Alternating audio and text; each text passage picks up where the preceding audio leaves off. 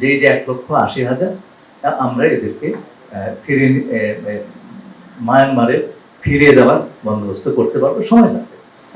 একটা বড় অগ্রগতি হয়েছে, সেটা হচ্ছে আমরা 2018 থেকে 20 সালে ছয়টি কিস্তিতে তাদের কাছে যে 8 লক্ষ রোহিঙ্গাদের লিস্ট দিয়েছিলাম, সেই তালিকা থেকে তারা জানালেন 2,50,000 রোহিঙ্গার তারা রিভিউ করেছেন এবং তার মধ্যে তারা 1,80,000 রোহিঙ্গাকে আইডেন্টিফাই করেছেন যে যারা মিয়ানমার থেকে এসেছে, আর বাকি 70,000-এর ছবি এবং নাম নিয়ে কিছু কনফিউশন আছে, সেটা দূরীকরণের জন্য আমরা দুপক্ষে আলোচনা চালিয়ে যাব।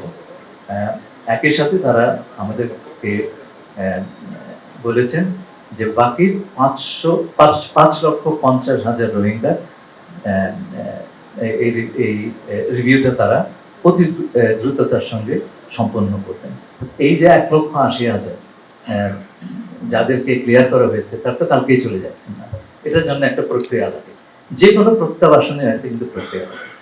তারা যাবেন, কি করে যাবেন, সেই জায়গাতে কি অবস্থা আছে, সেফটি সিকিউরিটি আছে কিনা, হ্যাঁ, এবং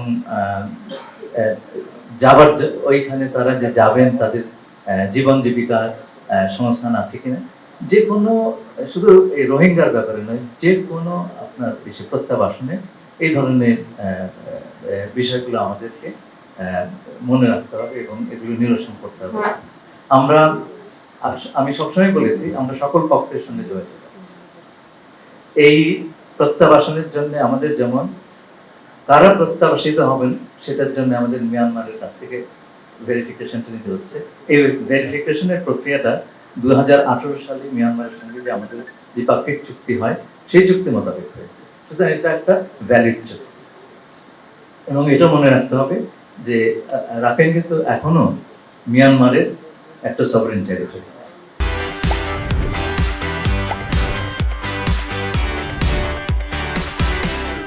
ফিরিয়ে নিয়ে যাওয়ার জন্য যেই প্রক্রিয়া, সেটা নিয়ে আমরা আলোচনা করেছি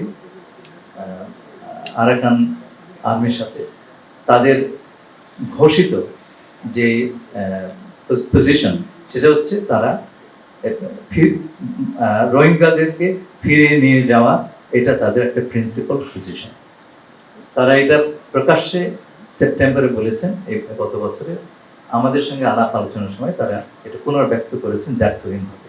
সে কারণেই আমরা মনে করি যে এই যে 1,80,000 আমরা এদেরকে মায়ানমারে ফিরিয়ে দেওয়ার বন্দোবস্ত করতে পারবো, সময় লাগবে, তো কালকে হচ্ছে না। এই যাতে দ্রুততম সময় তারা যেতে পারেন, আমাদের প্রচেষ্টা থাকবে সেটাই। এবং সেজন্য আমরা মায়ানমার কিংবা আরাকানের যে যারা বাস্তবে এখন অথরিটি, আন্তর্জাতিক সংস্থাগুলো এবং আমাদের যারা বন্ধু দেশগুলো আছেন, তাদের সবার সঙ্গে মিলে আমরা এই কাজটি করব। আপনি জানেন যে আমাদের মাননীয় প্রধান উপদেষ্টা বলেছেন যে আগামী বারের ঈদ তারা দেশে গিয়ে করবেন, সেটাই আমাদের লক্ষ্য।